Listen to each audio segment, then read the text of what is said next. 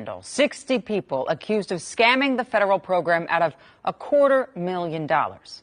And now the Minnesota Attorney General's office is targeting another kind of scheme. Medicaid fraud, allegedly being committed by companies providing personal care assistance services. And according to the AG's office, this is the largest Medicaid fraud case his team has ever prosecuted. Here's Lou. Last week, the AG's office announced the first round of charges involving a company operating here that allegedly stole $9.5 million in taxpayer money. Courtroom testimony this week revealed another dozen companies are in the crosshairs. These checks, totaling well over $100,000, were all written over the last 18 months from companies under investigation by the Attorney General's office for suspected Medicaid fraud to Abdi Rashid Saeed, even though he had already been ordered by a judge to no longer receive Medicaid payments after he was convicted of theft by swindle early last year. It's part of an expansive investigation into suspected fraud involving companies providing personal care assistant or PCA services. Last week, the AG's office charged 18 people, including 5 with racketeering, alleging they used their company, Minnesota Professional, to defraud Medicaid to the tune of $9.5 million of taxpayer money. Hi, can you say hi? PCAs help people, often elderly or disabled, who need assistance with things like grooming, bathing, eating, or using the bathroom. Minnesotans meeting income requirements can receive these services through a Medicaid program administered by the Minnesota Department of Human Services. The PCA companies submit paperwork documenting the services they provided, and they get reimbursements from the state. In the Minnesota Professional case, the charges say they overbilled and double-billed and lined the pockets of friends and family members. Abdi Rashid Saeed was convicted in a similar scam with his former PCA company. Now, details of the AG Medicaid fraud unit's continuing investigation are coming out in court as they accuse Syed of violating his probation by receiving Medicaid money. The lead investigator testified that they've executed over 50 search warrants, including at 11 different companies that paid Syed for consulting work. Several of those companies operated out of the same... Well. Are you shocked? So we got some more of these foreigners over here ripping us off, and your politicians are arguing about should they reduce your taxes any. So we would like to talk about, because we're going to be down in Minnesota again, we're going to talk about a little bit about that. Also, we had a scandal with the Cash Patel. We're going to talk about that. Some of you may have heard about that little scandal with little Cashy boy, Mr. Bug Eyes himself. No, I'm not taking no mercy on Cash Patel. And then, did you hear about the new documentary of P. Diddy? It's a lovely documentary. We're going to try to play a little bit of it. We can't play too much of it because they'll say that we're doing a copyright or something, but there's a certain part of the P. Diddy scandal that I'd like to share with you. And I got a lady who don't really like those Somalians. She had some strong words for them, and I got to admit, I kind of admire because everybody else is scared to talk about. It ain't just the Somalians I have a problem with, but the problem is they're in the news right now, and you damn skippy, we're going to talk about it. But see, some people think that certain people, certain religious group, certain whatever, you can't criticize. Why is my light not on? Oh, there you go. But we're here to break down all walls. We're here to destroy the political correctness. We don't do the political correctness. We don't like to slander anybody, but we do like to make fun of people. It is one of my weaknesses when they do something stupid, especially when it's tax dollars that they're doing it, taking our tax dollars, doing whatever the hell they feel like doing. And I don't think enough is being done about it, in my humble opinion. It's just one man's opinion. I am entitled to my opinion. I'm still entitled to my opinion, aren't I? Because everybody else is having an opinion online, and no matter what they say and get wrong, it seems like they have a problem with it. But I do have a couple of things I like to discuss and go through before we get to the Minnesota scandal, because I like to make fun of people, and I plan on making. Where's my Oh, here my, I was gonna say, where's my other glass? Somebody was upset because I was using my glasses last night. I get this all the time. I mean, I used to get this all the time. You know, sometimes they say the reason I wear shades is because I'm cross-eyed. How did you? No, the reason I wear shades is because I got three eyes, and two of them are crossed, but one of them looks at you right straight. But I got three eyes. That's why I wear the shades. One goes to the west, one goes to the east, and one looks straight ahead. They're just all over the place. So that's why. And then sometimes I gotta put on these glasses because my eyes, when they get crossed, unless I put these on, it stops the wandering eye from wandering. Always funny. They be trying their best to insult. First of all, no grown ass man who follows another man around and tries to insult him. You can't hurt my feelings. You just can't. I just find like I'm gonna talk about your mama or somebody like that though. So if you like your family members insulted, you come to the right place. You did, and you're not gonna do anything about it. So quit pretending like you're gonna do something about it because you're not. Um, I wanted to. I don't know who I want to start with first because there's so many funny things. I think I'm gonna say some of my funny stuff because I don't know why I love. Sometimes I just love when it's something funny, man. I don't know. I just get. Uh, I get the. I'll get the itch to just make fun of somebody and I'll do it. P Diddy, we're gonna be doing a little bit of that, having fun with a little bit of P Diddy when we get a chance to today. But I saw a video of Lindsey Graham. I don't know if Lindsey Graham is drunk or not. It's possible that he just came from visiting one of those little 14-year-olds or something because Lindsey looked like he may be attracted to minor boys. In my humble opinion, now, it's my opinion. It's only one man's opinion. But I wanted to show you Lindsey Graham here. You tell me, do you think Lindsey Graham is drunk here? Because he looks kind of drunk to me. I'm not sure. I do have a video of a guy edged his hair too far back, and he pulled a pistol on him. You gotta watch it. He said he don't want to look like George Jefferson, so I wouldn't do the pistol play though in there. But and I also got the Hungarian prime minister. He said something that I firmly agree with. And the Hildebeest, Miss Hillary is back again. Guess who's back? There's an obvious conflict of interest somebody needs to look at. Your continued support of Trump is spineless and appalling. Thank you. We love Trump and we love Lindsey Graham. Thank you, Lindsey. That's all right. This is, you can vote. You can vote. I'm doing a news conference, man. Do the right thing. Could you please? Thank you. All right. Go ahead. Campaign related. There's. Don't he look drunk to you? He looks like he's a little bit disheveled, or he may have some of that dope or something. I don't really know. Could be either one. But I want you to listen to this. And Christian Owens has some information to say about Tim Walz too. But this is the Hungarian, the Prime Minister of Hungary. Listen to what he has to say here. Issue is so complicated. Legally, it's very simple, you know. To cross the border line without a permission is a crime. Full point, it's over. The problem is that migration is a concept of changing the society as such. Yeah. It's a kind of replacement of the original native-born voters with somebody else. And this is, without being involved into any conspiracy theory, this is a well-detailed plan of the left. Mm-hmm. Mm-hmm. Because, okay, my understanding of the history is probably not as sophisticated as yours, but if I understand correctly, the last 150 years of the European, including UK anyway, mm-hmm. The European politics, it's about a competition of two tribes. One is those who think that we should stay in the traditional frame and value system of Europe as it was. Nation, freedom, Christianity, that's all. I agree with him. Now, let me break it down a little bit. This is what he's technically saying is that, why is that still on my screen?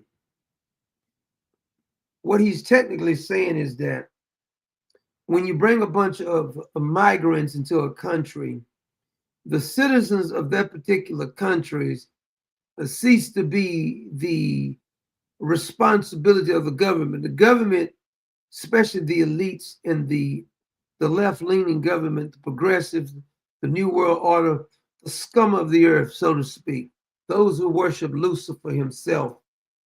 What they like to do is destroy the country. Now, I know what the left wing gonna say. The Native Americans was here first. Yeah, but they're not here now then. Some of them here, but they don't run anything over here. So you might as well get over that. you might as well get over that. And here's the problem I have. Just like if you're going to go in the Bible, if I'm not mistaken, that the Canaanites was there first. God told Israel to go in, and the land belongs to you, right? So if there's a war, if there's a treaty, if you sell some of the land, however you do it, I don't want to hear anything about revisionist history. After you lose the war, you sell the land or whatever happens.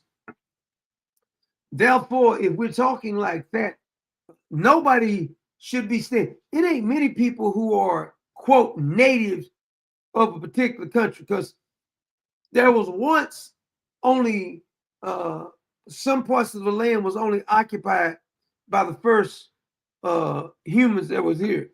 I believe it was Adam and Eve. And so if we want to get real technical, it's God's land. All of it's God's land. But what he's saying is that if you keep bringing migrants in and your country was thriving, and there were certain principles in your country, and you keep bringing a bunch of foreigners in who does not align with your values, in the West are known for this because we have a bunch of filthy scumbag liberals. They call themselves progressive, communists, socialists, whatever you want to call them. And their sole purpose is to move these people in. Now, it ain't like they really care about these damn foreigners. That ain't the reason they're bringing them in. The reason they're bringing them in is because they need servants. Because technically what the elites and the progressive, those who want the New World Order and all this, the ones they used to, remember they used to say there was no such thing as a deep state. There was no such thing as a New World Order. They don't even try to hide it anymore. But see, they wanted to be the elites and the poor, no middle class. Technically speaking, the middle class is what made most countries great. Even the people who became rich in certain countries is because of the middle class. And they too probably was middle class at first. And they made themselves prosper. Now, some did it illegal, some did it legally. I don't get mad at people for being successful if they do it legally, because you shouldn't envy anyone, because if the Lord wanted to take it away from them, they could take it away from them. If they got it ill gained, they're not going to enjoy it anyway.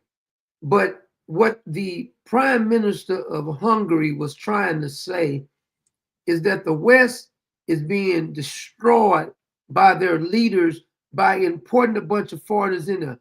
Now, if I'm not mistaken, Poland does not allow any more illegals. And I don't think Japan allows it either. That's why they're so clean over there, because they don't allow a bunch of foreigners to come in.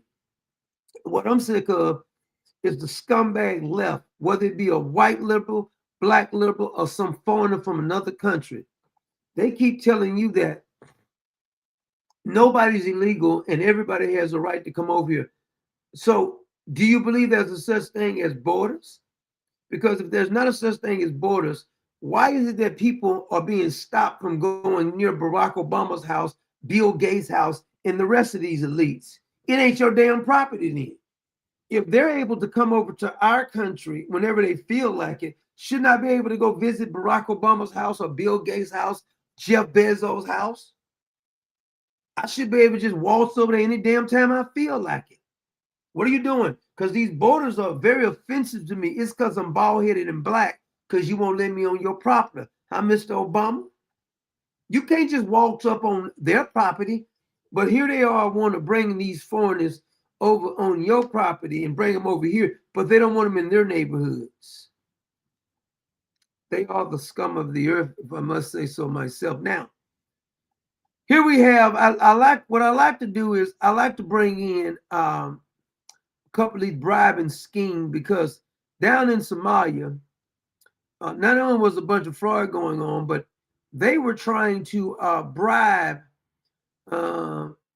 some people, and we got a couple of Somalians upset about what Donald Trump said, because I agree with the president on this one, what he says about the illegals. I hope I saved what the president said, and I got something for Rand Paul, because he didn't piss me off now. Rand Paul has. He's upset about the ship being blowed up from Venezuela, and I know some of you limp-wristed conservatives are upset about it too, but I really don't care. Just tell them to stop bringing the boats over. You won't get blowed up then. Rand Paul, that's why your neighbor kick your ass on your own property. Don't make me send your neighbor back over there to you, boy, because you're running your pie hole again, trying to be a liberal. What did I do with that? Wait a minute. Oh no, that's the one of the police. The police chief down in Minneapolis, he's upset, and the mayor, you know, that piece of trash, he's upset, and a couple of Somalians are upset. What did I do with that? Oh, here's the one about the bribe. They tried to bribe somebody after they stole the money. They tried to bribe some people with $250,000 cash. Fifth person charged in what prosecutors call an unprecedented attack on our justice system is now pleading guilty. 43-year-old Saeed Farah pleaded guilty today for his role in the scheme to bribe a Feeding Our Future juror. Court documents show he helped collect the $200,000 in cash used for the bribe. It was dropped off in Hallmark gift bags to the juror's house. Farah then received a video of the drop-off and later deleted it to conceal his involvement. Farah is the fifth defendant to plead guilty in the juror bribery scheme. Those sentencing dates have not yet been set. Did you hear that? Stole our money and then tried to bribe a jury not to testify against their fraud and can't make it up. But I'm sure we got checks and balances. Tim Walz don't see anything wrong. There's nothing I like to do more than pistol whoop Tim Walz. That will make me happy. I'm not saying I'm gonna do it, but if you need a volunteer, I will volunteer to pistol whoop the skin off of it. Now, what I'm gonna do here is that I like to bring in President Trump because he said something. I hope this is the right clip I got from the president, because he had a good clip there, and I can't remember if I actually saved it. I think this is the one though. Nothing. This is how I want to hear you talking, Mr. President. All that nice stuff, trying to stop Epstein files and coming, all the other stuff. I don't want to hear none of that. I need you to be a lion. I need you to be a bull in the china shop. All this nice stuff is not working. Our country is being destroyed. And they contribute nothing. The welfare is like 88%. They contribute nothing. I don't want them in our country, I'll be honest with you. I don't either, damn it. What you gonna do about it, though? Okay. Somebody would say, oh, that's not politically correct. I don't care. Me either. I don't want them in our country. I don't care either, damn it. I've been seeing. I'm glad you finally got on my damn bandwagon here, because I've been saying it for many, many years. Their country is no good for a reason. Thank you. Is this not what I've been saying? Everybody keep telling me how smart these foreigners is. If they're so damn smart, why don't they go to their country and build their country? I don't care where you from. I don't care what country it is. You can be from Afghanistan. You can be from Russia. You can be from Zimbabwe. You can be from Somalia. I don't really care. Ukraine. I don't really care. If India, if you're so damn smart, China, if you're so damn smart, why don't you go build your country up? We're not mad at you. We're not jealous. Just go build your country up. Country stinks, and we don't want them. He said their country stinks. Let me rewind that. In our country, their country is no good for a reason. Their country stinks, and we don't want them in our country. I can say that about other countries too. I can say it about other countries too. We don't want them to hell. We have to rebuild our country. You know, our country's at a tipping point. We could go bad. We're at a tipping point. I don't know if people mind me saying that, but I'm saying it. We could go one way or the other. Yep. And we're going to go the wrong way if we keep taking in garbage into our country. Elon. I love it. He said, I'm gonna rewind that. He said we're gonna go to the tipping point. We keep taking in garbage. We could go one way or the other, and we're going to go the wrong way if we keep taking in garbage into our country. Ilhan Omar is garbage. She's garbage. I love this right here. See, this is why I like you, Mr. President. All that other stuff you be doing, don't be doing all that. All this nice stuff. I don't got no time for that. We didn't had enough of that. We could have got Jeb Bush in there. We wanted to just play nice. What the hell is you talking about? Could have got Rand Paul in there. What he gave like 1% when he ran. Yeah, we don't need all that. We need you to go full goon. He called her garbage. Let me rewind that. Because she is garbage. And we're going to go the wrong way if we keep taking in garbage into our country. Ilhan Omar is garbage. She's garbage. Her friends are garbage. These aren't people that work. These aren't people that say, let's go, come on, let's make this place great. These are people that do nothing but complain. Yes. They complain. Yes. And from where they came from, they got nothing. Yep. You know, they came from paradise, and they said, this isn't paradise.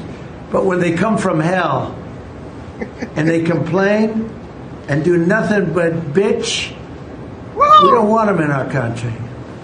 I like this right here.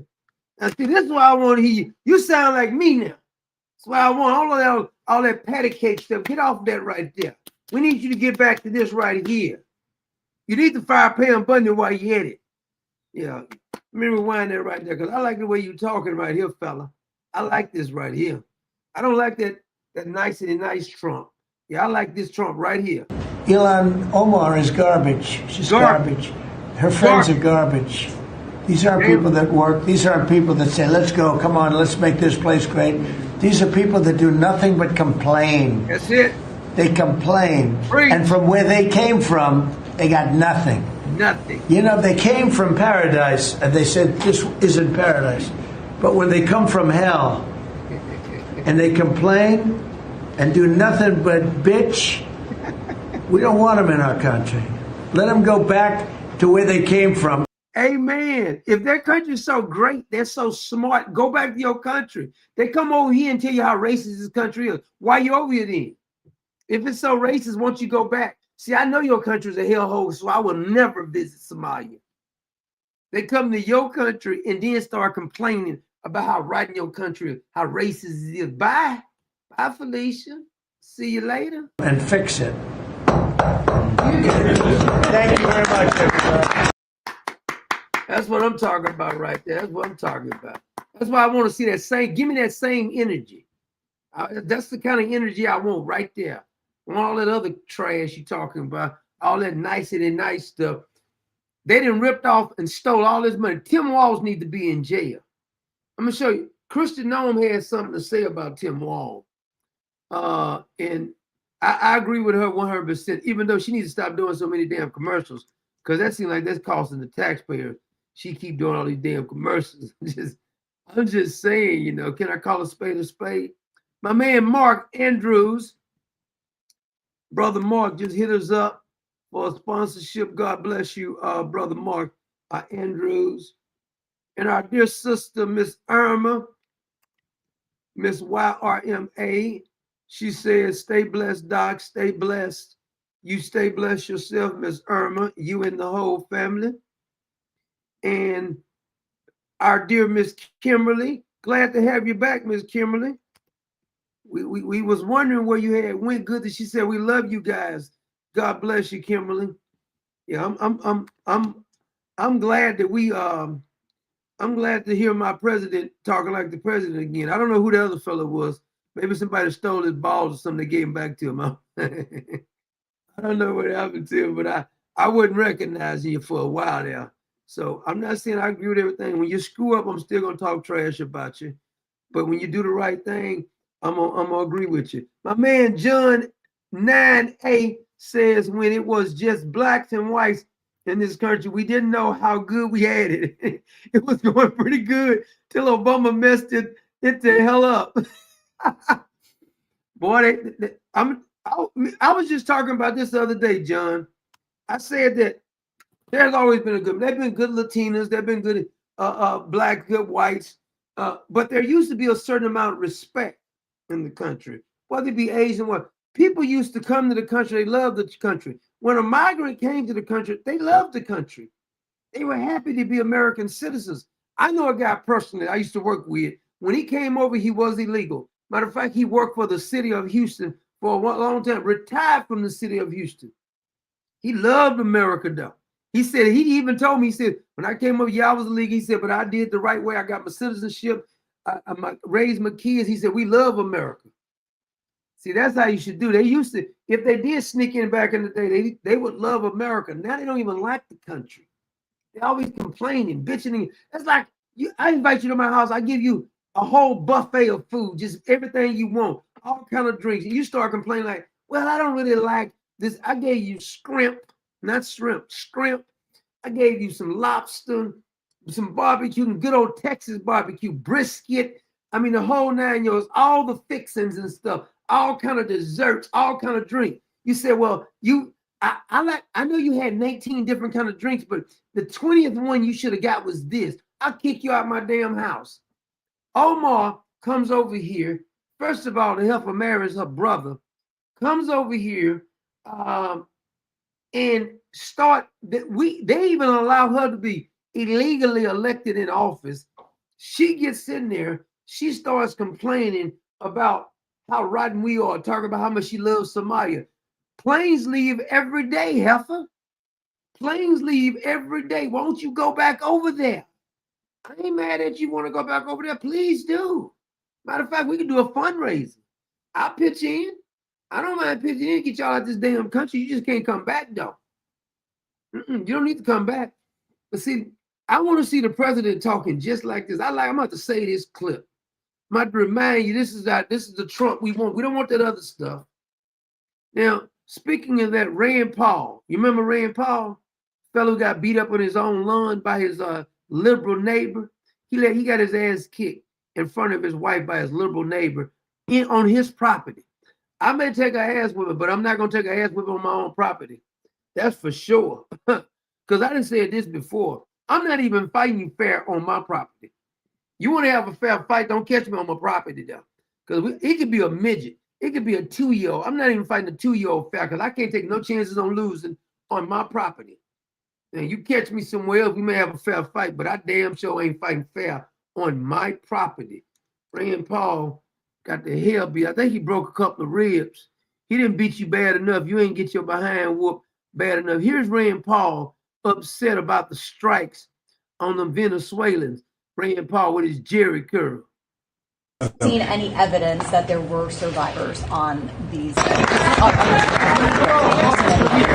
Survivors. What intelligence have you seen? Wait a minute, let me go on. Why thing did? Have you seen any evidence that there were survivors on? First of all, you got a Jerry curl. Look, he's one of the most passive people I've ever seen. Hemp said, I'm sick of him too. Ain't you sick of him, Hemp? He's just too passive. And I agree with him. He's exposing some of the fraud goes on. But here, I just get so sick of his passivity. On these boats, on this particular boat, have you seen any evidence that there were survivors? What intelligence have you seen? I've been offered no briefings, and I think that's purposeful because I've been skeptical of this. So no briefings have been offered to me. We are asking for them. Did you get a briefing when your neighbor kicked your ass on your own lawn? I bet you didn't get a briefing there either. Oh, my Lord. This dude here, man. We're supportive of the Armed Services Committee looking into this, but this has been very selective in briefings that have been given to people, primarily given to people who are already apologists for the administration. And do you have confidence in the Defense Secretary at this point? I'm very, very concerned about an order that would say kill them all, kill them, after they've already been wounded, after they're drifting apart. But for some people, this is... Hold on a minute. Are these terrorists, though? Because I want to know if they're terrorists, because if they're terrorists, why should we show mercy on terrorists? Because from what I got, they're terrorists and they're drug dealers, right? Don't tell me nothing about trial. When Barack Obama was doing all these drone attacks, I didn't hear none of this crap. Barack Obama did more drone attacks than anybody. He even bragged about it, made a joke about it.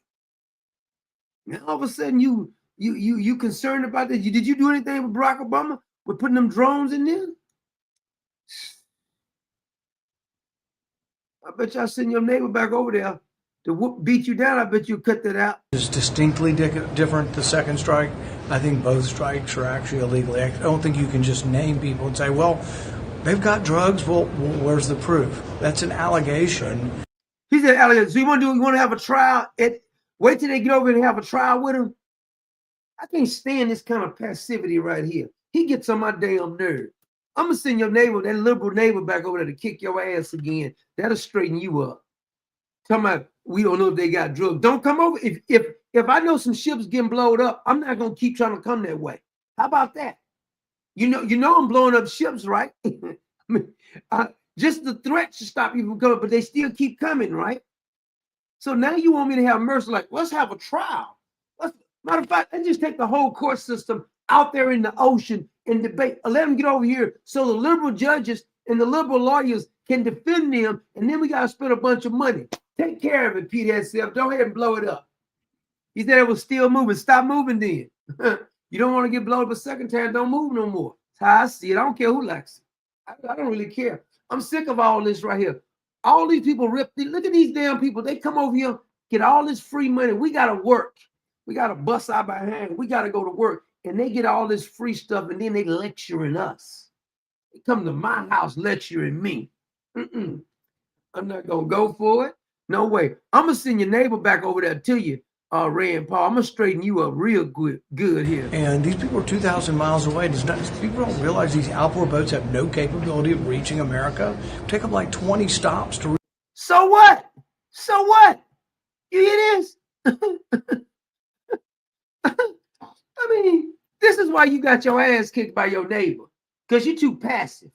I guarantee you I'm not taking an ass with in my yard. I may take one somewhere, but not in my yard, because I'm not fighting fair. I refuse to fight fair in my yard. You got to be kidding me.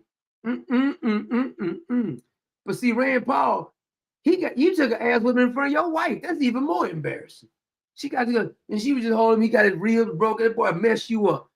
I bet you my neighbor, when they came back home after he did that to me, he would have never came back home. I bet you better get a moving truck to come on, because if I'm going to be waiting on you, when you show back up, that's going to be the last time you show back up.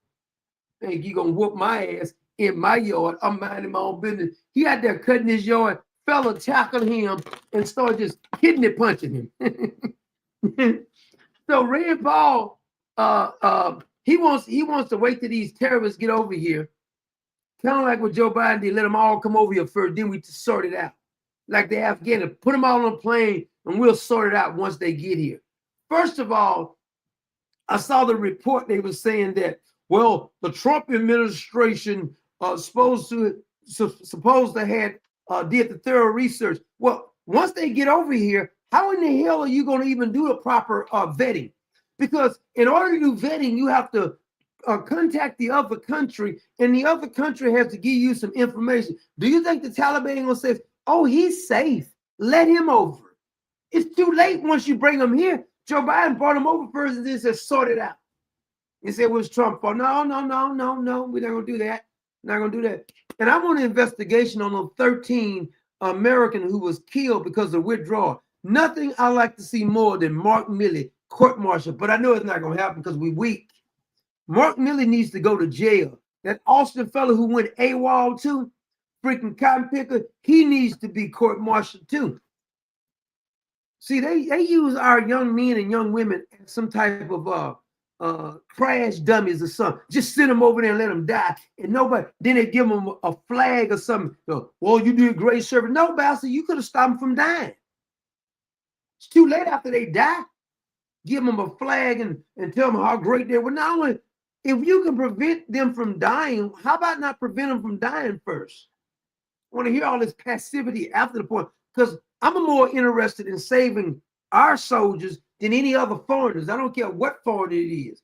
I'm more interested in saving the people over here. But Rand Paul wants to let them get over. He wants to get a fair trial for them and let the ACLU and all these damn lawyers over here, the Democrats, you saw what they did to the Maryland man, quote, the alleged Maryland man. They'll be going down here protesting, we shall overcome. We shall overcome. Yeah, see that's what they'll be doing. refuel to get up here. In all likelihood, none of these boats are coming to America. It's a completely made up and... He says made up. Well, tell you what you do then. Tell them don't come in the ocean whatsoever. This is our territory. Don't come out there. I don't have no remorse. Barack Obama sent more drone strikes than anybody else. I didn't hear none of the, I didn't hear Rand Paul do nothing about it. All he do is grandstand and get on TV and stuff. I like to slap the damn glasses off his face. He gets on my damn nerve. Rand Paul does. I wish I had your neighbor's phone number. I'll send your neighbor back over. I don't even like liberals. But that liberal put a whipping on you. You probably deserve it. The more I think about it, Rand Paul, you probably deserve that ass whipping. You got exactly what you deserve. I don't feel no sympathy for you, none. It's what you get. Damn, passive. He always got something like, I don't think that's fair. I don't think that's fair. Country being invaded. He worried about some freaking they know who to stick the microphone in their face.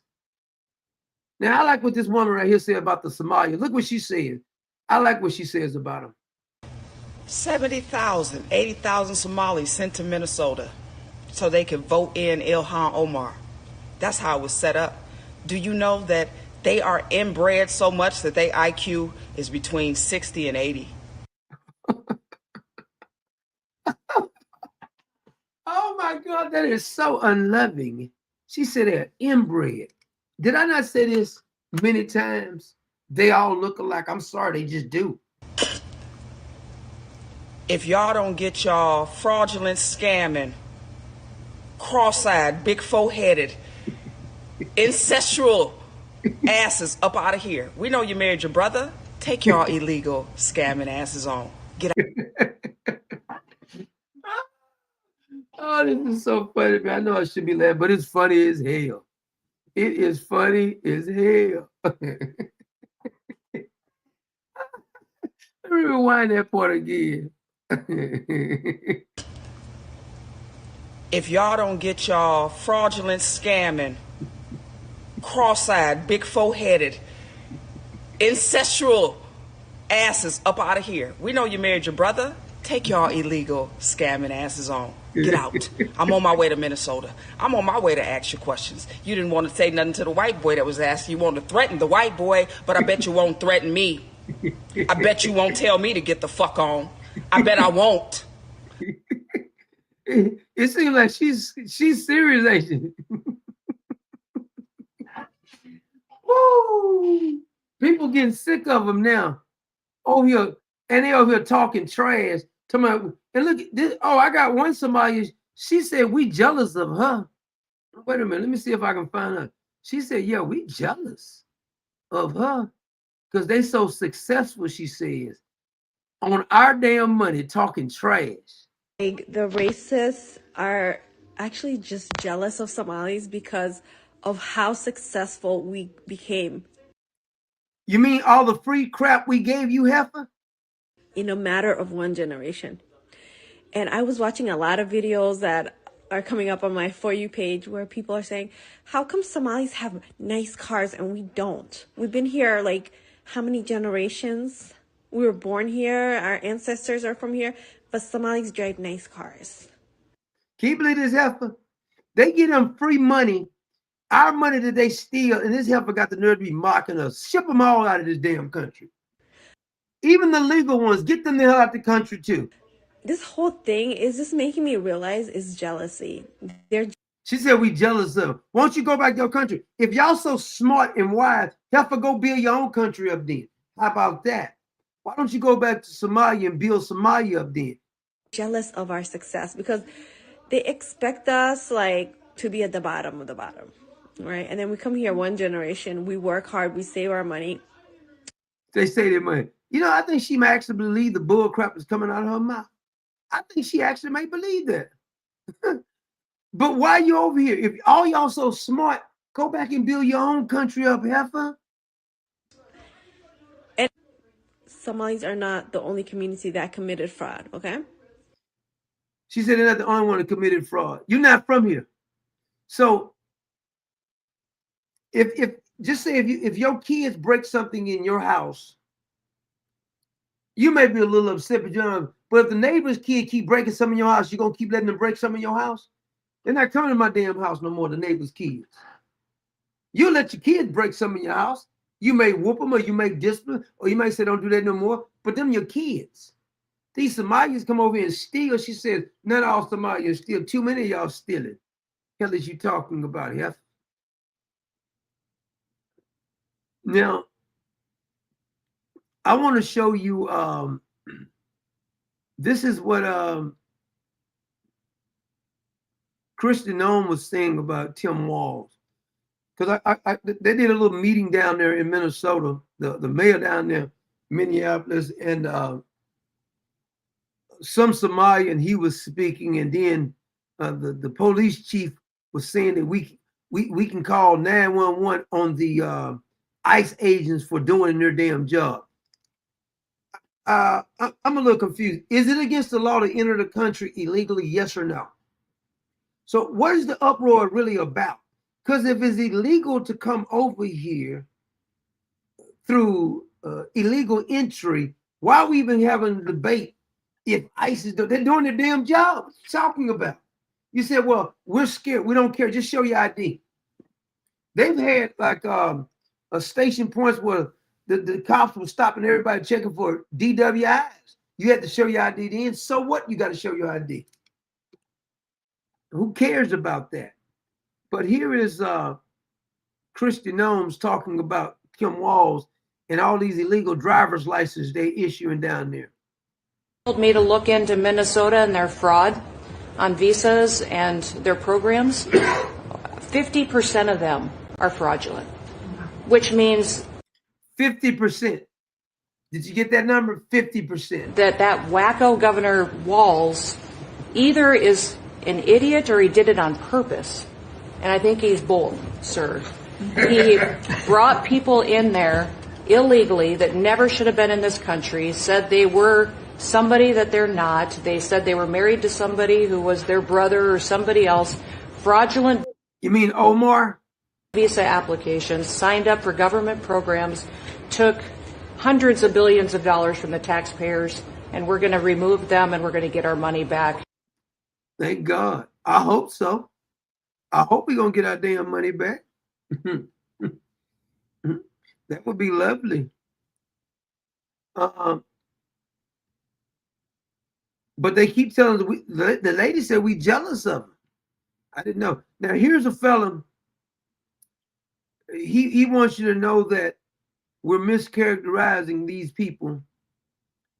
And I'm going to show you P. Diddy. It's pretty funny what P. Diddy did, too. But here's what did I do with it? This Somalian fella here. What did I do with that one Somalian man? Dang it. Oh, that's another Somalian man. Oh, here it is. Here it is. Here it is. Thought I had got rid of it here. That's the mayor. That's the police chief. In a minute. Well, let me show you the. I'll do the mayor first. This mayor who's always trying to speak Somalian. That's not American. That's not what we are about. And we're going to do right by every single person in our cities. And so, to our Somali community, Daman Shabka, Somalied Kunul, Minnesota, Garahan, Minneapolis, Waan, Ku Janila Hai, Waan, Ku Gereb. I like to drop this bastard right here. I like to drop him off over in Somalia. Boy, they'll lynch you. See, what gets me though is you get these guilty whites like this fella right here, and he's over here speaking their language. I bet you won't go to their country with that crap. I can't stand these butt kissing so-called Americans. He's always kissing up to the damn Somalians. Go to Somalia, I bet you won't do that. He likes to get over. Boy, he's a good butt kisser, boy. Taganahan. This freaking bed wetter. This is a bed wetter. You can tell but I bet his mom probably breastfed him till he was like 15. Freaking bedwetter. Definitely a sit down and teach here. Okay, here's the Somalian. I think he's a council member. He's the one standing right behind this fraud. My name is Jamal Osman. I am the council member of Ward 6, someone who represents. Are you even legal? Let's see if he's even legal. See if we can check and see if he's even legal. Largest East African community in Minneapolis. I am proud to say I'm a Somali American. This country welcomed Ask him, do he love Somalia more than he loves America? Me, my family, 26 years ago. It has provided. You've been here 26 years too long. Provide me a life that I did not have in Somalia. So our country is better than your country. Why are you trying to make our country like your country then, if our country is better? See, what I hate is that I can go to some communities that I grew up in. It ain't the Somalians here. It's the Mexican citizens here that then destroyed some of these beautiful neighborhoods. It looked like a swap meet down this street. I mean, you go over here like off Jensen, it's like a damn swap meet all up and down there. Vendors and stuff in destroyed neighborhoods. We came here and we are thankful to be here. I've been educated here, got the opportunity to serve my community, to be a council member. I know many families are fearful tonight. They are. Tell them to stop stealing then. You're so damn fearful. Tell them to stop stealing. They stole $1 billion. Nobody's addressing this. Notice this. They steal a bunch of money, do a bunch of fraud, Medicaid fraud and everything else, and now they're the victims. The same thing happens when a trans shooter shoots somebody. All of a sudden, we need to make sure we're inviting to the trans community. Same thing happened when a terrorist Muslim blows up some. We got to be more inviting to the Muslim community. You can't make this up. Every time one of them do something, we got to apologize to them. Why they don't want to stole the damn money. We need to be addressing that. We don't give a damn about none of this. Why are we not talking about the money y'all stole? Your people stole the damn money. See, they're not addressing this. To me, this is nothing but a press conference to stop you from talking about the thievery of these SOBs. They just stole all this damn money. They have a press conference talking about how wonderful they are. Well, Pastor, what about that billion y'all stole? Can we talk about the billion? They steal money and then they do a press conference talking about how they living in fear. I'm living in fear. You SOBs stealing some more of our damn money. I like to split that billion with the common sense nation. We need to split that billion. But I want you to know that City of Minneapolis stand behind you as the leaders, both mayors and the chief. Who's going to do something about that billion that got stole since y'all standing behind? Send some of that over to the damn terrorists, El Shabazz over there in freaking Somalia. And now they're saying that they're standing with them. What y'all going to do about that money y'all stole now? And everyone that's standing behind you. So you can't make this up. In the West, we become so weak that these people can break laws and commit crimes, and they're the victims. You can't make this up. Why is he acting like they're the victims? Y'all the ones stole the money. Are here to stand with you. Our community has lived through fear in the past. And y'all ain't too fearful because y'all stealing. And we're not going to let us divide that. We're going to stay informed, we're going to stay safe, and we're going to support each other. We will continue to working our partners on the ground so residents know their rights. I bet they still collecting money from us. I bet you any kind of money, they still collecting money from us. They know where to turn for help, and we know that Minneapolis will not abandon. We know y'all not because y'all stealing all our damn money. One of the things I do want to say, and obviously everyone knows that our president is racist. He said our president is racist. Your mama racist too. Xenophobic. He's xenophobic now. Islamophobic. Islamophobic. Me too. And we are going to fight that. Won't you go fight it in your country? America has a history of fighting and stopping those kind of individuals who continue to divide people and divide. Can you believe this? he gets on here and talking trash about our president because they can't steal no more of our damn money. So he's a racist because he don't want you stealing from him no more. Communities. Many Somalis that live in this community are working. If we had any kind of backbone, we would revoke his citizenship and ship him back out of here too. Are working at your groceries, working at your hospitals, delivering. I don't want you working on my groceries because you probably don't wash your hands and bathe. Bring your babies, their doctors. I damn sure don't want you operating on me. I'd be damn if I'm gonna let you be a doctor for me. They are very successful individuals. Now I would like to. Of course they are, because they're taking all our free money. Who can't be successful? You just giving them a bunch of damn money. Which into Somalia to speak to my community. Assalamu alaikum. Walaalayaal waxaan la hadlayaa community-ga magaalada Minneapolis. See, if our country had any backbone, you're not speaking any other language but English over here. See, this is the problem in our country right here. We allow everybody to come over here and just do whatever the hell they want to do in our damn country, and we just tolerate it. Anigoo ah Jamaal Usmaan, waxaan inii sheegayaa City Minneapolis, garabkiina ay taagan tahay. When I grew up, this would never be tolerated. I'm sorry. I'm gonna be honest with you. I like the time I grew up in better than I like the time now. Because men was men, women was women. When you went into a different stores, you were greeted with some customer service. When you went to school, you ain't got to worry about nobody going there with a pistol shooting the kids. Nobody was jumping on the teachers. The parents took the side of the teacher when the child got out of line. We didn't have to have counseling. As a matter of fact, I bet you any kind of money, if you put a bunch of these kids on a merry-go-round, you know the merry-go-round? I bet you any kind of money, they'll need counseling if you put them on a merry-go-round. Because the merry-go-round is scary to these kids because all they do is stay in the house. I bet you any kind of money, it'll be abuse if you put them on merry-go-round. Remember we used to get on the merry-go-rounds, be going fast, jumping off, jumping on, running real fast, pushing the thing. I guarantee you, do they even have merry-go-rounds at school anymore? Oh, it's too dangerous for the little boys.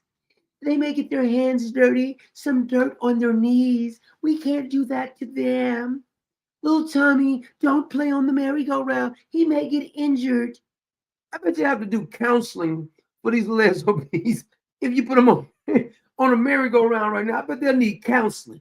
And they sure can't play like dodgeball or something like that, because somebody may get hit too hard. We had to bring in grief counseling for the little children because they got hit with the dodgeball very, very hard, and one fell off the merry-go-round. He was injured. His knee he had to go to the operating room. He was bleeding on his knee.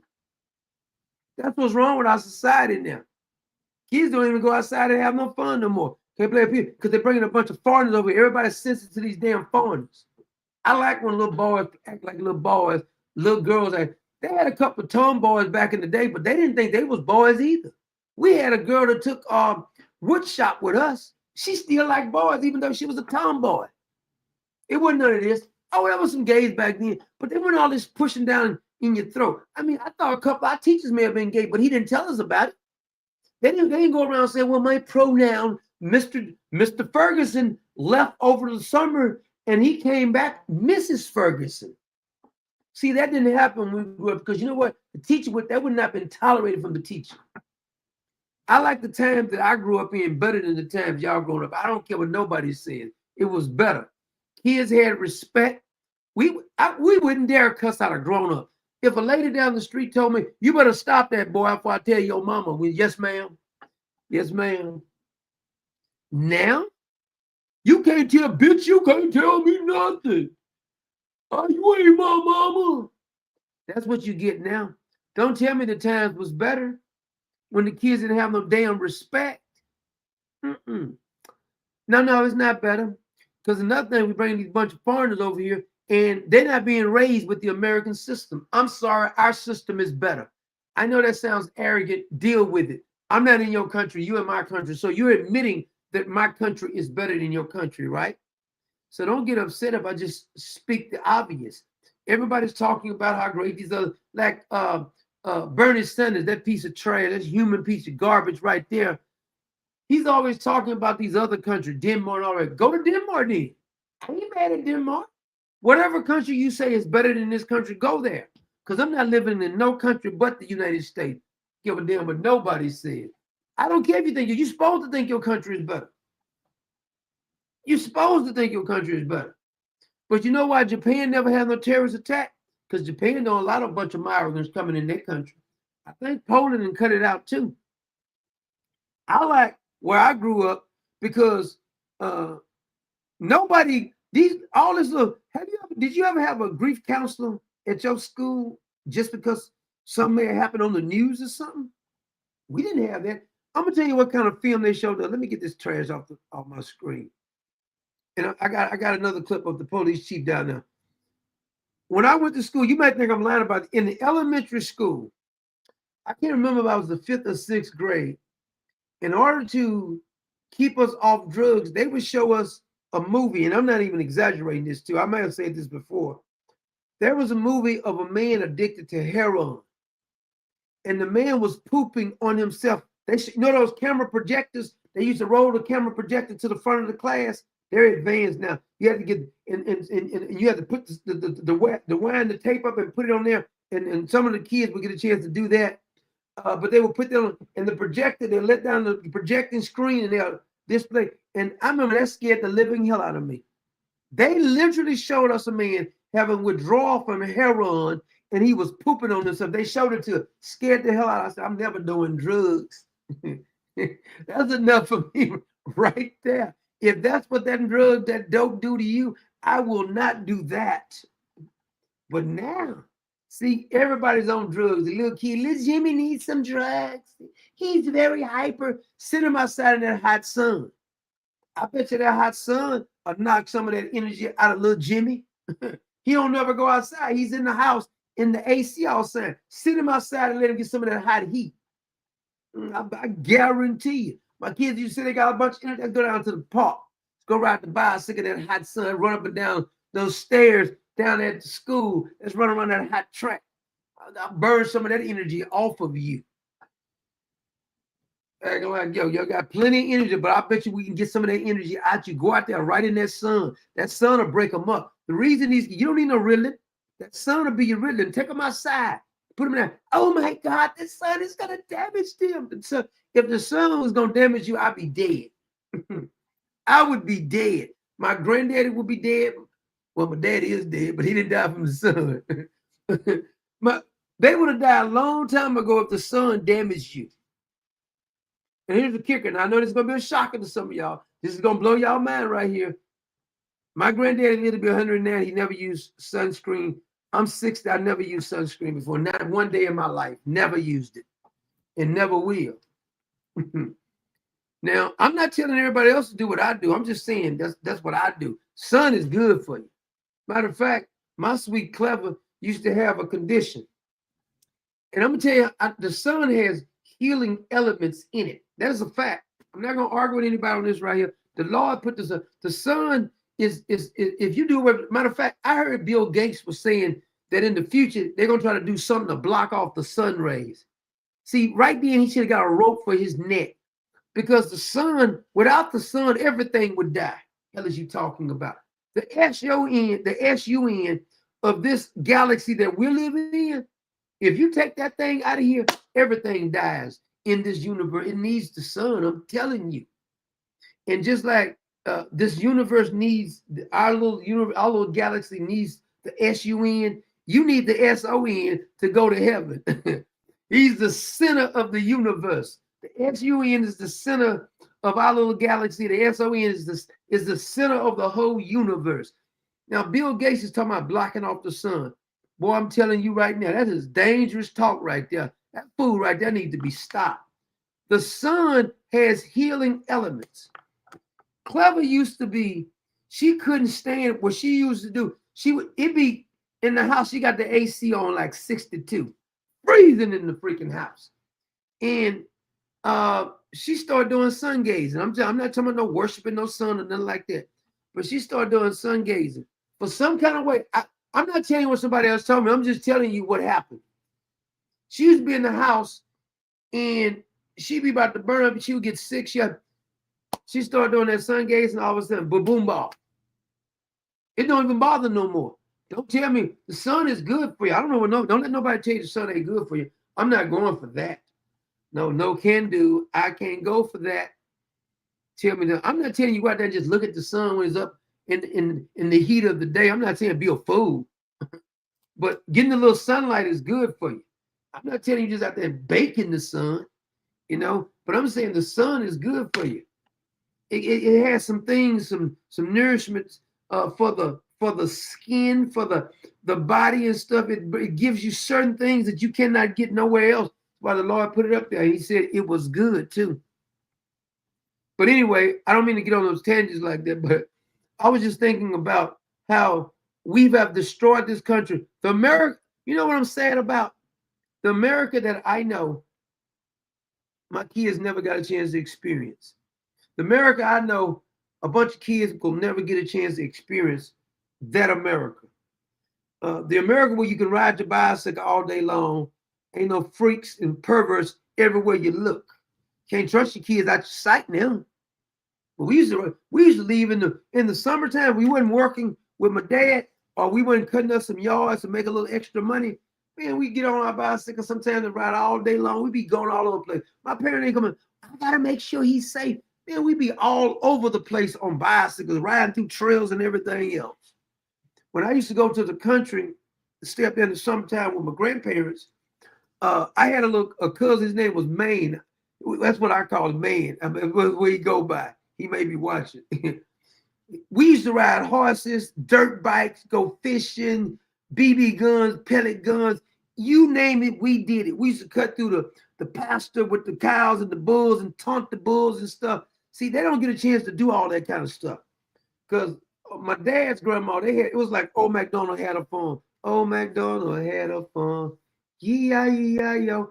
She had everything on the farm, and I loved it.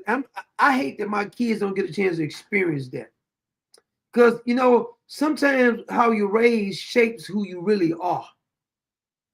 And I like the country life. I'm going to be honest with you. I love the country life. I mean, I lived in the city most of my life, but I like the country life.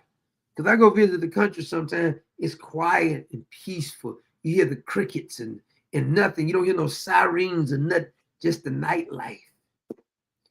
In the morning, you hear a rooster or something like that. Most people are friendly there. The hospitality cannot be matched with the country folks. It just can't. I mean, you don't even want to never see a stranger. You go to these little country towns, and everybody gets along and stuff. My grandma used to leave the keys. If she went to church or if she went to town, she would leave the keys like it was like a portrait off the ground sitting on. She would put the keys right there. If somebody stopped by and she went there, they would get the keys, go in, fix them something to drink, sit down for a little while, put the keys back and leave. They never thought about nobody stealing them out of their house. Her house was never broken into. Think about that. And everybody knew where the keys was. But not leave no damn key. You cannot have the key. You can have an alarm and they'll still break in your damn house now. But anyway, I don't mean to get on the tangent. Here, I want to bring up the sheriff. Here is the sheriff. I love the country life. I'm telling you, I love the country life. Quiet and peaceful up there. There's a little cabin that me and Clever go to sometime in the country. Quiet. I ain't gonna tell you what it is because y'all might find out where it's at, and then we won't even be able to book it again. Y'all will be down there then screwed up the quiet thing. Let me see. Oh, here's this is the Minneapolis police chief. Folks that are masked, that they're not sure if they're law enforcement, that they may be kidnapping people. Like, we have had those reports. I want to be clear to the community. Brad said he would get so tan when he was a kid, he almost gets dark as dark. I used to be the same color as you, Brad, as the sun did it to me too. I was your color to the sun. Community should know that if you see something like that is legitimate, that you don't know if someone is law enforcement, you should call 911 and you should provide as much information as possible. Look at the little male back there shaking his head. I like to drop him on his head. Because let's not forget, we very recently had tragedy in this state by someone who was purporting to be law enforcement. So please, let's be clear. That's something everyone should report and that we will immediately respond to and we will document, whether it's somebody's not sure if there's a kidnapping happening, somebody. How many of them Somalia you gonna let stay at your house with your wife then? Clown you. He's not sure if there's law enforcement present or not. And that's something else that's additional policy requirements that we are implementing, that we will. We've been infiltrated. The so-called, they don't even like the police. This dumbass right here, they don't even like police. Clown you. You's a clown. They want to defund you and everything else. This clown. Matter of fact, is that Tennessee race now? I forgot about that Tennessee race was going on today. That nutty woman, that Bain, whatever her name is, she's nutty as a fruitcake, man. How is she even running for? We'll document and report these types of things anytime that we hear it, and reminding our officers of their duty to intervene. Mark said he bowed to the BLM. He's a clown. Clown he is, boy. Steak said, how about don't start none, won't be none. So if there is anything that is, a violation of someone's human rights or civil rights, excessive force or anything like that, they absolutely have a duty to intervene as police officers. What a clown show. Now, I got a funny clip. Yep. Remember Nicki Minaj? Now, this Harris Faulkner is wrong for it. She was asked her favorite Bible verse. Man, this had me laughing so hard. And she said, what's your favorite scripture? I think Harris Faulkner knew she was going to say something crazy.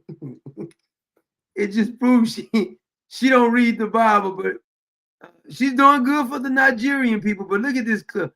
I thought this was so damn funny. Now, if somebody asks you your favorite Bible verse, I'm going to see if you're going to say what Nicki Minaj says right here. I have a favorite Bible. See, Harris Faulkner knew that Nicki Minaj did not read the Bible. Watch this. Do you have a favorite Bible verse? Well, I would say the simple one that everyone knows, Psalms 23.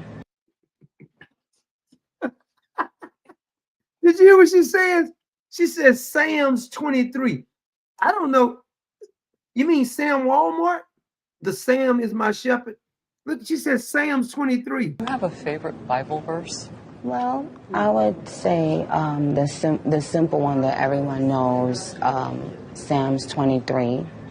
It's short, but it is so visual and it gets to the point and it.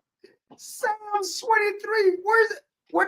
What is that found in? Is that a new Bible? They got a new book in the Bible, Psalms 23. Bless her heart. You're doing good for the Nigerians, though, because the Christians are being killed over there. Her favorite scripture is Psalms 23. I don't think I've ever read that before. Psalms 23. Lord have mercy. Oh, my God, that was so funny. Psalms 23. Have y'all read Psalms 23? The book of Psalms. She's so serious too. She was thinking about it too. She says, I think a very simple one that everybody knows. Faulkner is wrong for this. Because you know damn well this girl that was going she's gonna put on the spot. Can you say your favorite, one of your favorite Bible verse? Just look how she did. She set up for this one, boy. Do you have a favorite Bible verse? Well, I would say the simple one that everyone knows, Psalms 23.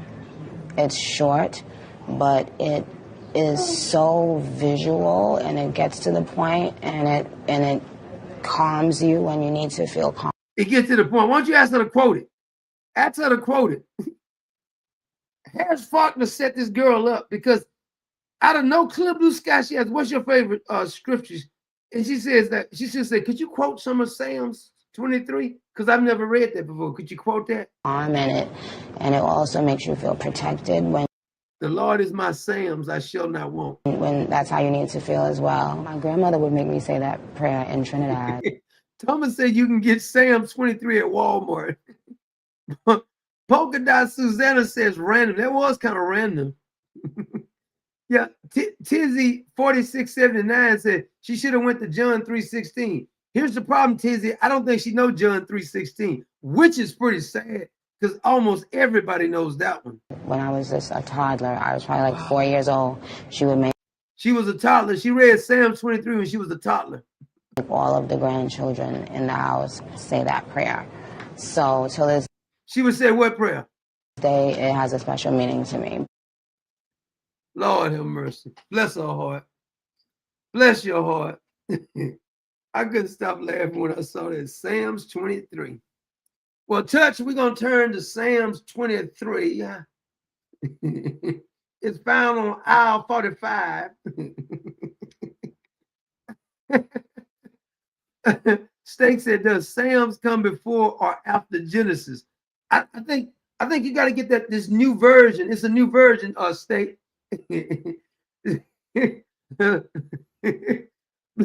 Blues Fair said the Lord is not Sam Shepard. Girl,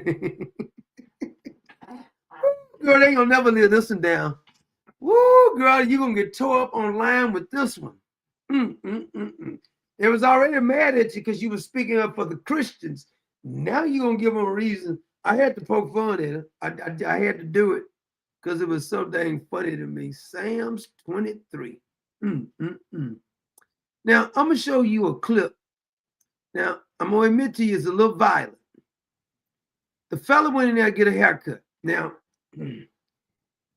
I know how you feel because I fired when I used to have hair. I used to fire barbers. I was barbers I was cool with. I remember this one lady. She used to cut my hair, and sometimes she would go slow. She wasn't cutting as good. I fired her. Her sister around went to her sister. Fired the sister, went to her son. Because they said he'll fire you in a minute. You dang right. If you're not cutting my hair like I want to, I will fire you. I wouldn't advise you to do like this dude did. He said a man edged his hair too far back here.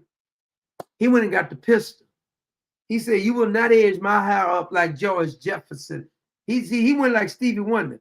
I admit he did edge him back a little too far, but the dude tried to tell him, I didn't edge it like that. He said, don't be getting aggressive with me after you done screwed my hair up, man.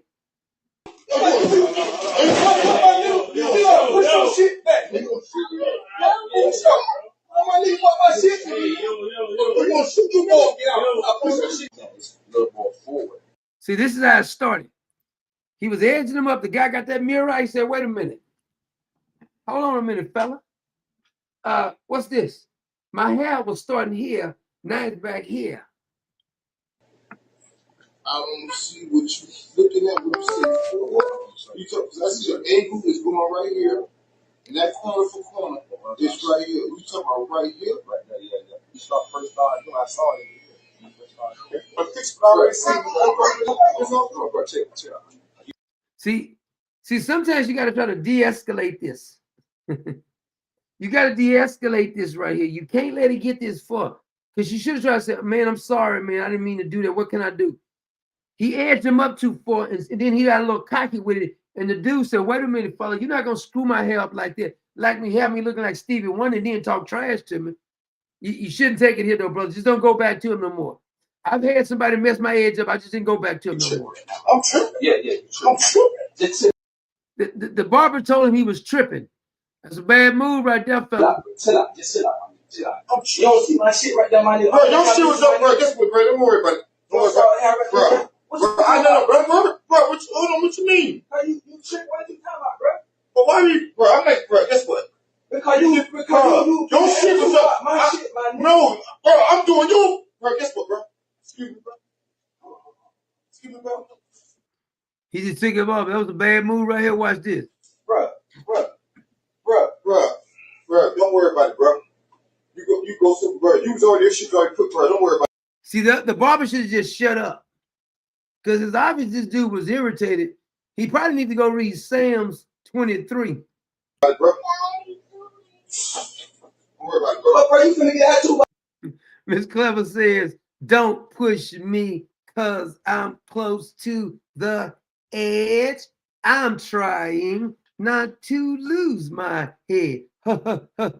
It's like a jungle sometimes. My shit, bro, you tripping? What you mean, bro? I gotta do about my shit, my nigga. You wanna beat me getting mad? Yeah, cause it's my shit, it's my help, man. Bro, you have a good day. See, say you have a good day. The dude gonna take his chain off now. When he take the chain off, you know it's about to go down. Have a good day, bro. Bro, you tripping? Bro, you finna beat me getting mad about my shit, bro. You finna get mad because you get me mad about my help. What you going on for, my nigga? You took your chain off, nigga, like you ready to you like you going about my shit. The barber don't get this. See, you gotta know when this dude is about to get crunk, as they would say. Like he outside now, as they would say. See, the way to do it, if a customer's not happy, you don't start turning it up. You gotta say, man, I'm sorry, man. What can I do to make it right? I apologize. It ain't like you like it. It's best to just stay humble when you the ones, this is your customer. He said, I'm doing you for man, just you have a good day. See, you could de-escalate some things, you know, by trying to smooth out being a little bit lower. Now, I'm not saying the guy was right for what he about to do, but you got to pump that thing down some when the customer says he's upset. Bro, I told you have a good day. See, when he grabbed his jacket that fast, you already knew it wasn't finna end right there. He should have told how the guy was walking that it was finna be some trouble. He grabbed his stuff. He said, I ain't gonna talk no more. When a dude do this and he ain't finna talk no more, you might get ready. Get ready, get ready. Look how he looking. He can tell that dude is not playing. See that look at him. Now he was talking with that different kind of energy, but then he's one. He said, "Where you going? Where you going?" He don't worry. He be back. He coming back. He gonna go Arnold Schwarzenegger. I'll be back. Hey, bro, you finna do me about. You finna do me about. What the hell? And the kids in there too. They got the kids in there. You got the cheering in there. Them cheering. Don't be doing this in front of the cheering. Push your shit back. I'll get my kids and leave, man. I mean, you standing in there, your kids can front and get shot, man. Let's go. We finna go. We ain't finna stay in here. This dude is upset about this edge up. My shit. You gonna shoot you more? Get out. I'll push your shit back. Push your shit back. Push your shit back. Hey, I'm gonna kiss you. You gonna put the wrong nigga. I catch my life. He said, I will risk my life. It ain't worth it, dude. It ain't worth going to jail over something this stupid. I'll be upset too, but I'm not. You taking it too far. My motherfucking haircut, nigga. You got a county job, bro. Don't never try me again. She was a lead. Now, see you get up. Push your shit back, nigga. You lucky I want to catch my live citizens again, nigga. I'll kill your pussy ass in here.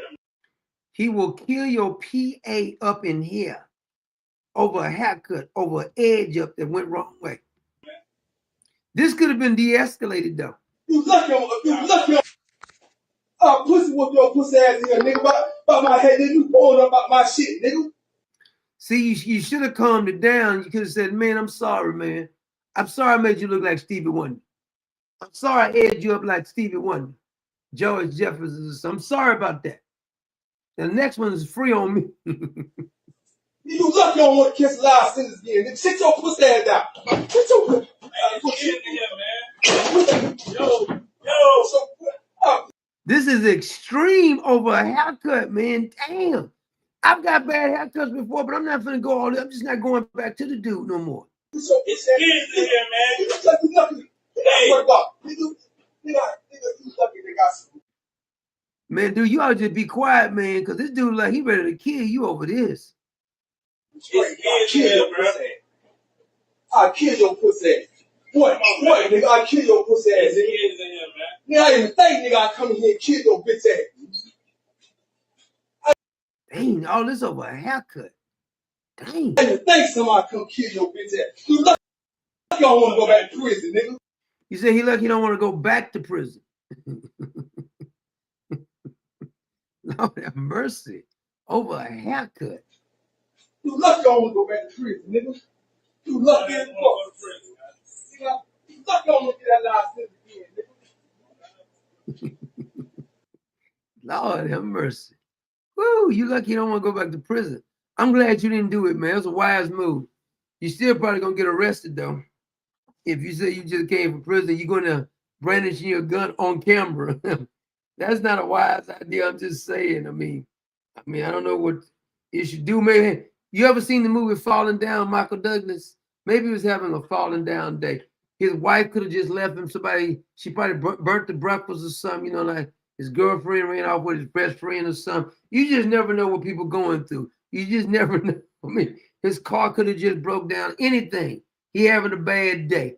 Then you screwed up his hair, got him looking like Stevie Wonder or something. He said, enough is enough. That's the last straw. I'm gonna go get my pistol. This dude went bonkers over that free. He said, I put my hair like that. I mean, he was serious.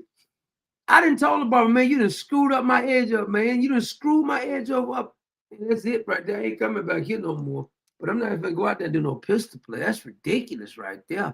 Lord have mercy, fella. You gonna get yourself in trouble over a haircut. You know, you're gonna have to be in there getting that prison haircut. You keep that up, boy. That is not wise. Very, very unwise move you made right there, man. Ooh, that can end very, very bad. Very bad for you. It's terrible, just terrible. Oh, Lord have mercy. I'm gonna suggest that he read Psalm 23, because Psalm 23 will comfort the heart. Whenever I'm feeling lonely, I just go read Psalm 23. No, we're gonna be saying that for a long time. Nobody gonna know what we're talking about. Have you ever read Psalm 23? Because it'll comfort you. Because Nicki Minaj said whenever she needs comfort, she finds comfort in Psalm 23.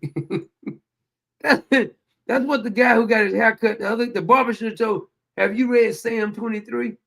Because you need to calm down. You need to read Psalm 23. Because Nicki Minaj says Psalm 23 comforts her. And it can comfort you too if you read Psalm 23. It didn't comfort me before too if I can find it. I ain't been able to find Psalm 23. Brad said he was looking for it. I couldn't. I had a hard time finding it too, but I was going, if I could find it, I was going to read it, but I didn't find it. But it's comfort to me just knowing that it's there. Wherever it's at, it's comfort to me knowing that somebody gets comfort from at least Nicki Minaj. She gets comfort from Psalm 23. When she was a little girl, she got comfort on Psalm 23. Even when she was a little girl, she did. My mama never read Psalm 23 to me. I feel deprived because I never got a chance to witness some of that comfort of Psalm 23. That's going to be my go-to from now on, Psalm 23. Whenever somebody gets really, really worked up, you need to read Psalm 23 because Psalm 23 will comfort the heart. I'm going to have to say that clip for Nikki, but that Psalm 23, girl, got to be more careful. Did you see that Michael and Susan Dale, they're going to drop $6.25 billion to fund Trump's new Trump accounts, 25 million American children to receive investment deposits. 25 million children. That's a blessing. That's a blessing. That is a blessing. Wait a minute. They're still trying to stop these documents from getting out. Oh, I forgot what I wanted to tell y'all about Cash Patel. Oh, I almost forgot. Hold on a minute.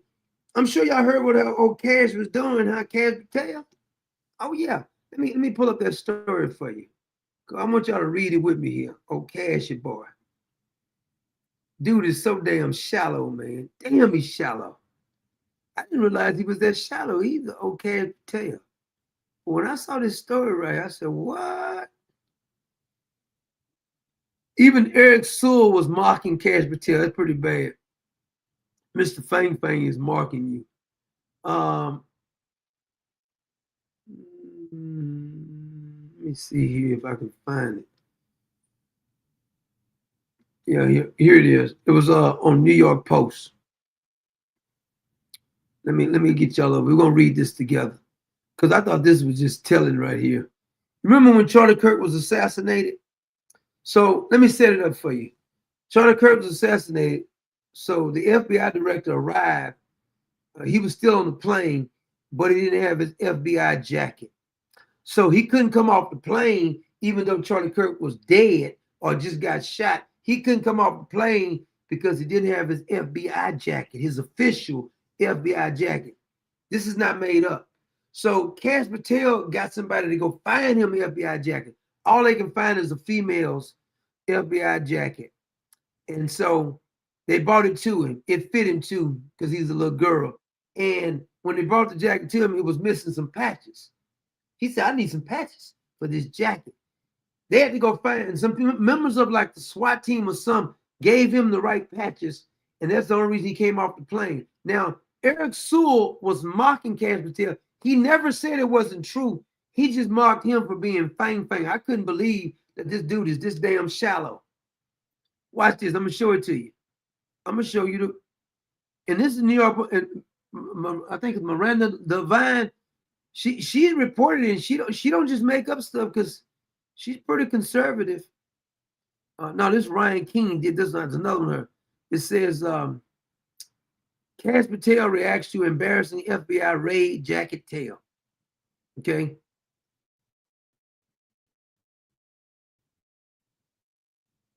Damn, why does this thing keep jumping?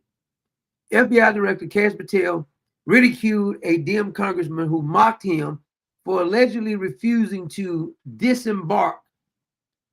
Let me cancel this damn video. I don't want to hear this. How can I get rid of this? Okay, let me do it. Okay.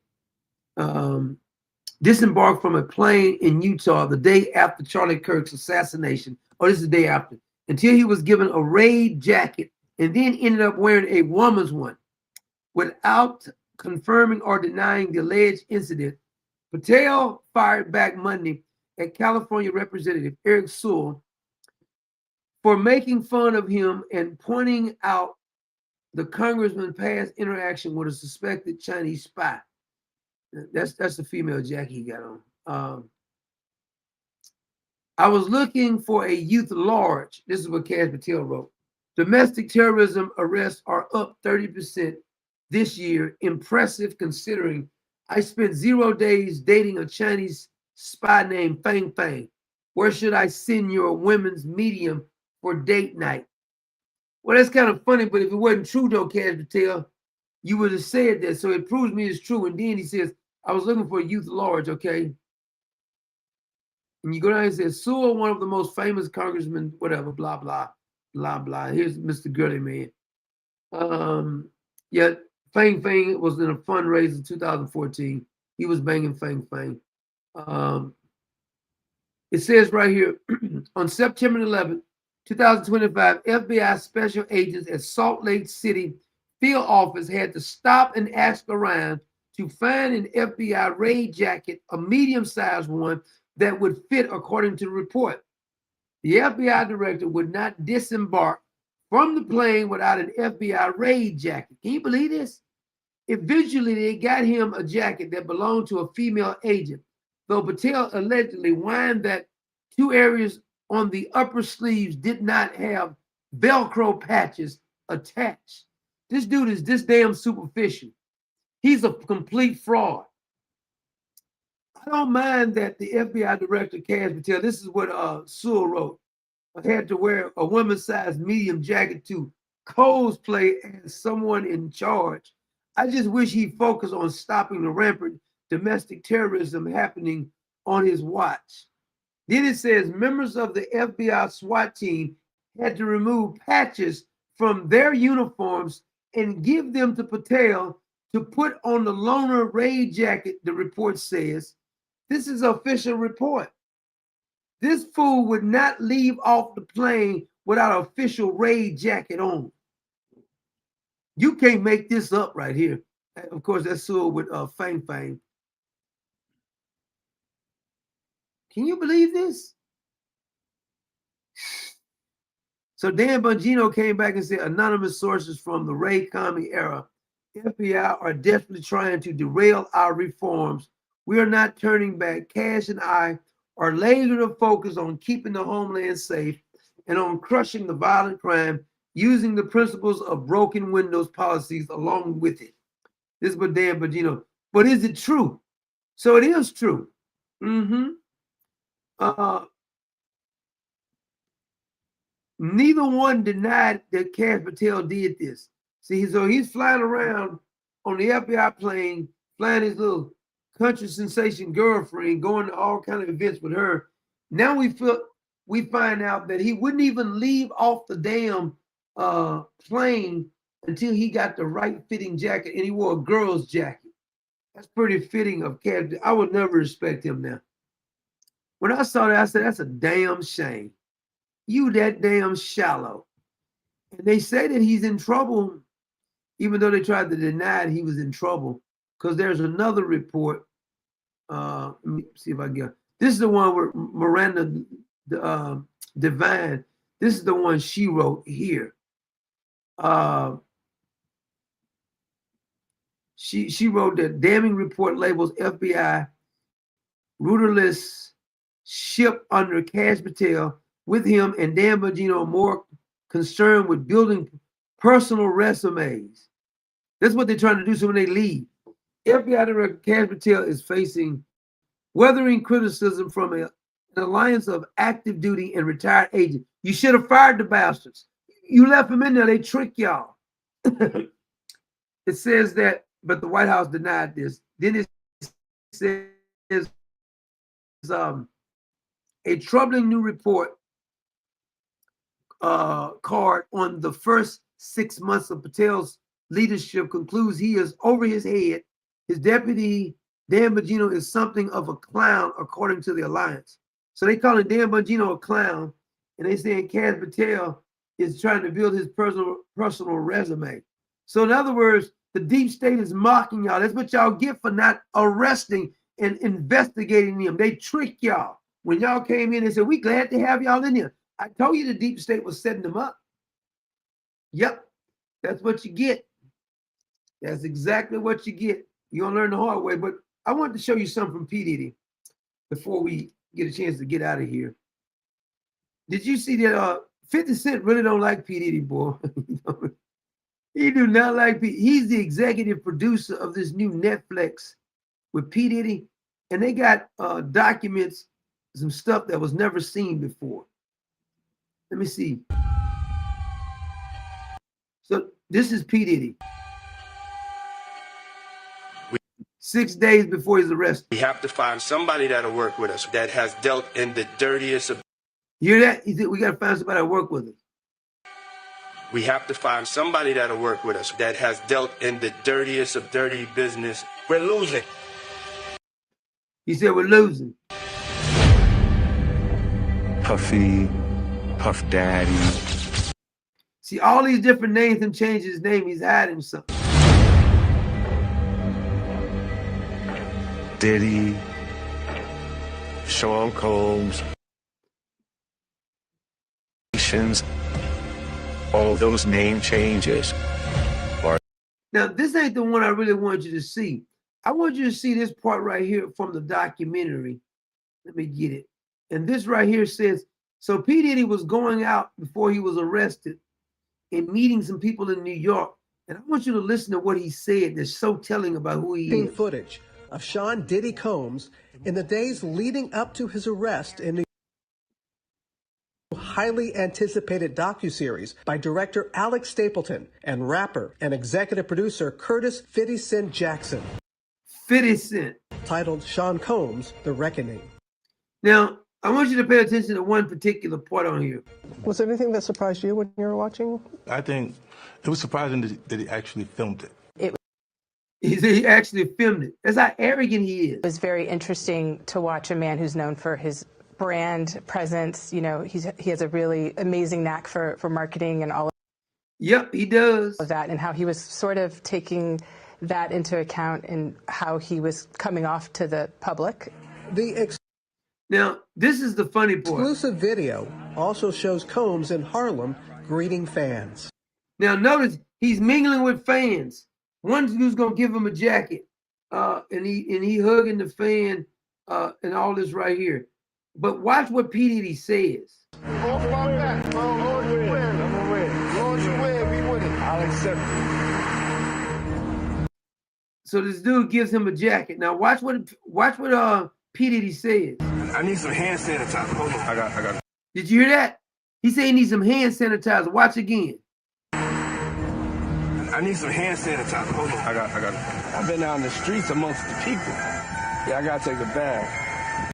He said since these filthy people didn't touch him, this filthy P. Diddy, this pervert, saying since he touched these people, he needs some hand sanitizer and he needs to take a bath.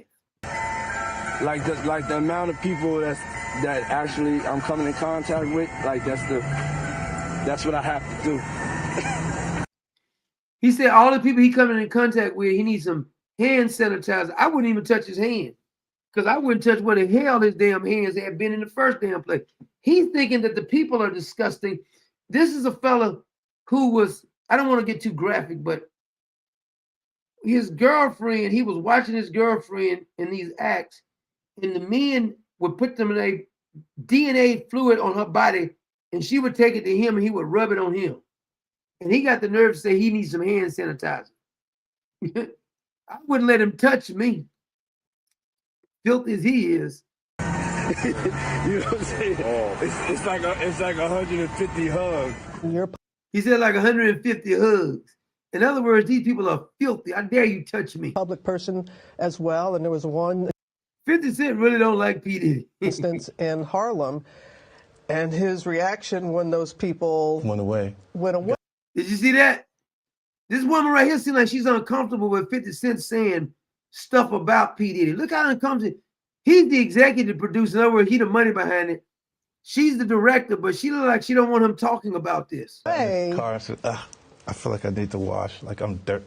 That was it show you his character. Is that was that the reason for including? Watch this. It? Yeah. I mean, and what's the odds that you would do that in front of the camera? Like that's. Look how she's looking at it. That's one of the moments where he forgot he was on tape. How do you respond to people who say that it's more about the disdain that you have for Sean Combs than it is for giving the victims a platform? Well, it needs to be brought out because he don't really need to get out of jail. But I'm gonna say this though, there's a lot of people in Hollywood that's more dirty than P. Diddy. I don't want you to forget that now. P. Diddy ain't the worst one in Hollywood. He's a scumbag. Don't get me wrong. But there's a whole bunch of producers.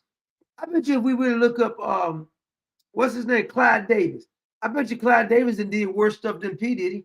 And he's like 90, so he had plenty of time. He the one trained P. Diddy. What they consider a pre-existing beef, right, for 20 years, right, is me being uncomfortable with him suggesting that he takes me shopping. I don't think he never got over that when P. Diddy said, I'll take you shopping. But watch the producer. She's going to look like she's going to jump in and stop him from talking about this. I looked at it like it was like a tester. Like, maybe you'll come play with me. See how that producer lady is looking? She don't look like she's too comfortable with him talking about this. Type of thing, right? And it's not personal. I think it's important to... Watch this. She's going to try to correct it. Also let people know that the show is not completely the perspectives of people that did not like Sean. We weren't trying to just get the highlights, the salacious details. See, she goes, we're not trying to get the salacious details. We just want to make him look good. It's people who like P. Diddy. He's really a cool guy. You know, that the real goal was to storytell. And not everyone needed to have an allegation to be a part of this project. The four-part series. And they even got these two jurors on there. You're right, Stacey Michaels. Clive Davis is a demon. He's a demon. Stacey Michaels says Tootsie Roll taking him shopping for oil. Brad Armstrong said a cootie hug. The old bag said the cooties. Series also features two jurors from Combs' trial. Yep, that's P. Diddy.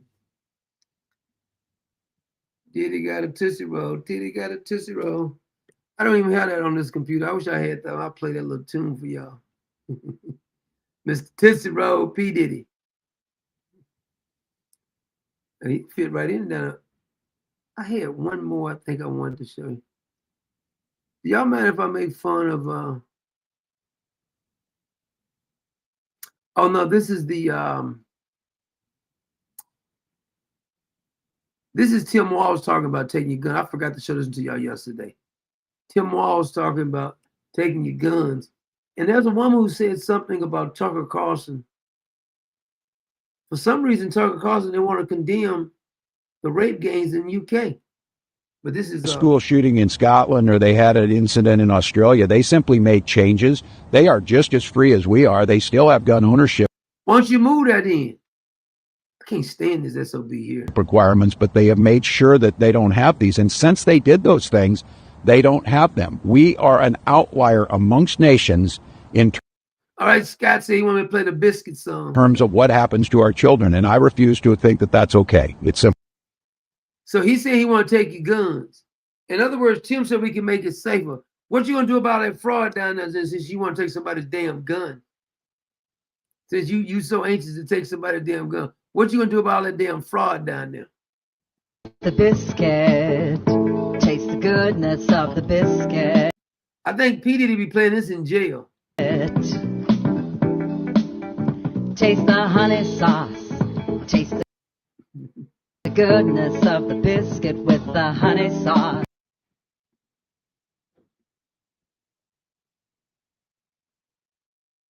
I wanna play that Tucker Carlson clip, that lady with the Tucker Carlson clip. Because there was something suspicious she said about Tucker on this one. I think this is the one. A lot more in common with the Pakistani cab driver than Tucker said he has more in common with the Pakistani cab driver. Okay. I do with the average Guardian staffer who's white. Do not be fooled for 1 second that Tucker Carlson doesn't know what he's doing here. While in London doing an interview with Piers Morgan, he pretty much gave the Pakistani rape gangs a pass. Listen. Yeah, a bunch of those rape gangs drive taxis, and Tucker is acting like it's no big deal. Listen to Tommy Robinson, who initially exposed the gangs years ago, targeting young British girls. Do you know who's ferried all of our girls round in every town? See, he don't like what Tucker said. I don't blame him. In Rotherham, Telford, Oldham, Rochdale, Birmingham, Bradford, Leeds, every city where our daughter's been raped. Who ferried them round? Pakistani taxi drivers. Tucker, your mates. He's right. So why is Tucker not talking against that? Who you'd rather hang around with. You know nothing about this subject. So don't try talking about it just because guitar are in your back arse. Because it's pretty infuriating.